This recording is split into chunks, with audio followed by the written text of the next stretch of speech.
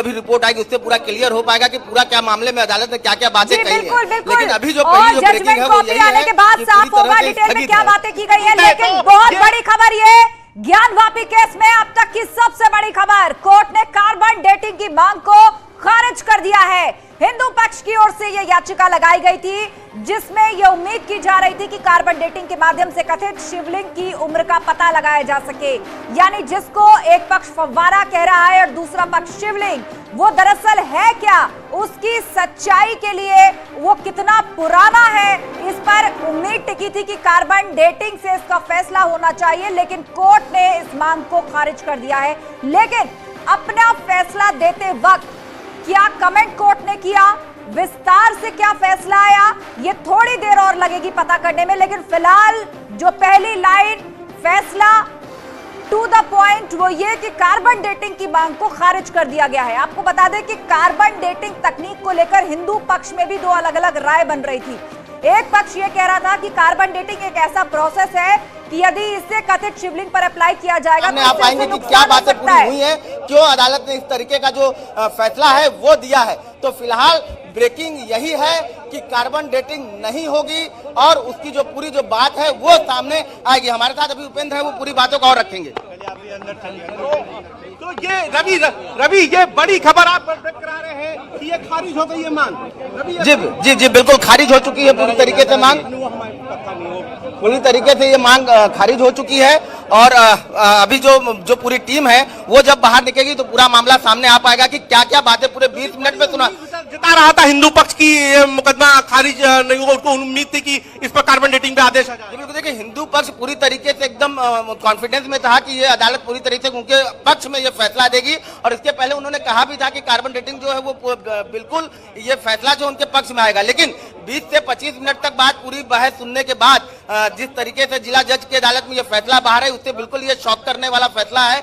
लेकिन अभी इसकी जो पूरी प्रक्रिया है वो बाहर आने के बाद पूरी बात पता चलेगा कि जज ने पूरे 20 मिनट में क्या क्या बातें कही और क्या कारण इसका बताया। अभी विस्तार से तभी मालूम चल पाएगा। लेकिन एक बात ये समझनी होगी, क्योंकि जिस तरीके से बहुत उम्मीद थी तो कौन सी लाइन पर डिस्ट्रिक्ट जज ने इस मांग को खारिज किया, ये बहुत समझने वाली बात होगी। लेकिन क्या दोनों पक्ष ही कोर्ट में मौजूद थे, हिंदू और मुस्लिम दोनों पक्ष? देखिए, दोनों पक्ष कोर्ट में मौजूद है। हिंदू पक्ष से भी सभी लोग थे और मुस्लिम पक्ष से भी सभी जो वादीगण हैं उनके साथ सभी लोग मौजूद थे। और लगभग 2:05 पे ये बहस शुरू हुआ और बहस शुरू होने के लगभग 20 मिनट तक पूरी सुनवाई बैठ करके पूरी बातों को सुना। उसके बाद अदालत ने अपना फैसला सुनाया और फैसले में जो बातें सामने आई वो यही आई कि अभी इसको कार्बन डेटिंग की जो बात है वो खारिज कर दी गई है। ये क्यों लग रहा था हमें क्योंकि लगातार हमारी विष्णु शंकर जैन से बात हुई, सुभाष चंद्र चतुर्वेदी से बात हुई, वामनी महिलाओं से बात हुई, सुधीर त्रिपाठी से बात हुई। वो लगातार ये कह रहे थे कि जो है उनको उम्मीद है कि फैसला आएगा और वो टर्निंग पॉइंट ही बता रहे थे इस पूरे मसले को। तो क्या यहाँ से अब कोई राह अब हाईकोर्ट के लिए भी खुलती दिख रही है? क्योंकि जहां तक से मैं देख रहा हूँ अब राह हाईकोर्ट के लिए खुल रही है कि हिंदू पक्ष हाईकोर्ट भी जा सकता है इसको लेकर। जी बिल्कुल, देखिए हिंदू पक्ष हाईकोर्ट बिल्कुल जा सकता है, क्योंकि हालांकि इसके पहले उन लोग पूरी तरीके से कॉन्फिडेंट थे कि जो फैसला है वो उनके पक्ष में आएगा। लेकिन अब जब ये फैसला उनके पक्ष में नहीं आया है तो इसके बाद से एकदम इसमें कोई बात ये अतिशयोक्ति नहीं होगी कि वो नहीं जाएंगे। डेफिनेटली वो हाईकोर्ट में जाएंगे। क्योंकि जब मेरी बात हो रही थी तो ये साफ था कि अगर ये फैसला हिंदू के पक्ष में आया था, यानी कार्बन डेटिंग का फैसला आ सकता है, तो मस्जिद पक्ष के लिए ये हाईकोर्ट जाने की राह खुल जाएगी। और अगर ये नहीं आता है तो हिंदू पक्ष के लिए, तो यानी कि अब ये मामला हाईकोर्ट शिफ्ट होता दिख रहा है।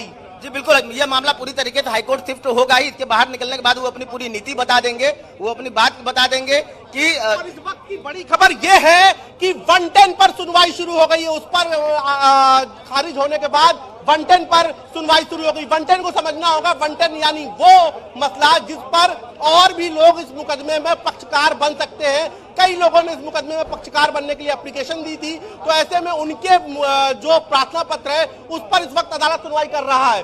अदालत इस वक्त 110 पर सुनवाई कर रहा है। ये इस वक्त की बड़ी खबर है कि वो मुकदमा खारिज होने के बाद फिलहाल 110 पे कर रहा है। लेकिन ये जो फैसला आया है ये बेहद चौंकाने